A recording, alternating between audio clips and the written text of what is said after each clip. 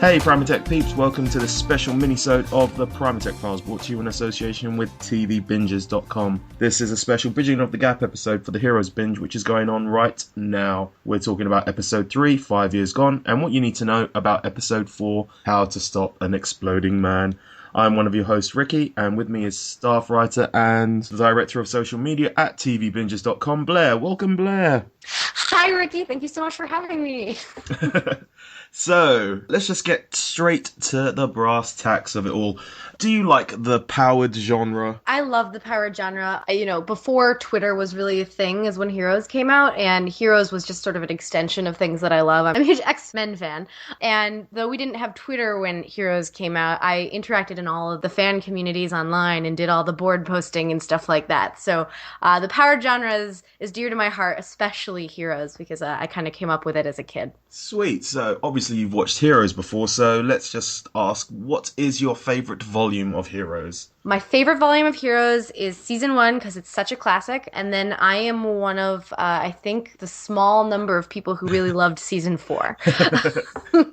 That's fair enough. Is there any particular reasons why? I really liked the conflict in Season 4. I liked the carnival a lot. I liked that concept of those characters, trying to find other means to use their powers. And I also have really strong connections, I don't know why, to Nathan Petrelli. So that season was just very heartbreaking for me, and I enjoyed it because of how heartbreaking it was. Fair enough. So, let's just get on with the episode. What did you think of 5 Years Gone? Oh my gosh. I love this episode. It's been a little while, and I just forgot. I loved visiting the future. I loved, seeing everybody's potential future. If Stellar never got to Claire and, pretended to be Nathan.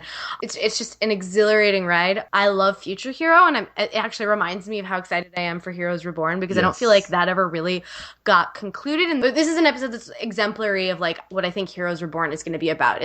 Continuing with his character and the way that he fights the future. Definitely. Yeah, so it was a really, really good episode. It's very scary to think of all that terrible genocide happening to people who were just born differently. Yeah. But it's a really well written, really well crafted episode. It's cool to see all the heroes kind of be pinned against each other in different ways. I fell in love with Heroes as soon as Future Hero came out, and as soon as that happened, I was hooked, line and sinker. And this was the perfect kind of vehicle to kind of bring him back in, because obviously everyone had been clamoring for Future Hero, I think, and, we kind of got him. So, yeah.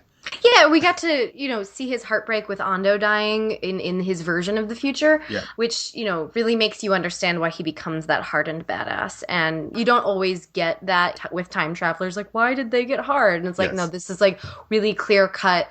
And you felt sort of the emotional gravity of Ando learning that about Hero. Definitely. I also find it really funny that everyone was really hyped about Future Hero and, wanting to see that journey, but Future Peter... yeah, not so much. No, nobody cares about Future Peter. Anyway, so yes, we will go straight on to what you need to know about episode 4, How to Stop an Exploding Man. It's basically the season finale, and you've got all these people who have been all around the country, and they basically converge on a place called Kirby Plaza in New York.